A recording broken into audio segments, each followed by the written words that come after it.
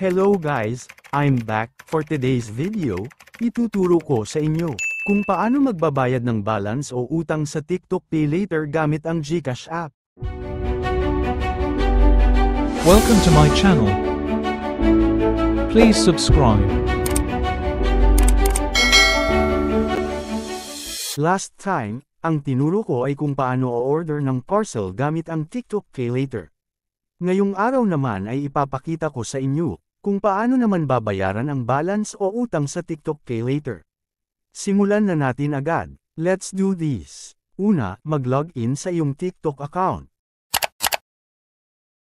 Kung naka-login na, sa babang bahagi, i-click mo ang shop.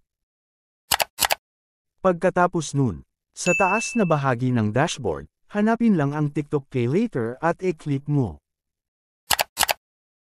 Dadalhin ka niyan sa Credit Available page, na kung saan makikita ang iyong credit availability at yung amount na babayaran mo.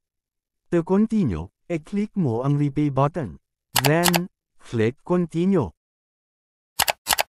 Tapos, mapupunta ka sa payment method. Marami kang options para magbayad. As you can see, pwede sa online banking, 7-Eleven store, at GCash. Since GCash ang nakalink sa akin, yan ang gagamitin ko to pay. Click natin ang Pay button.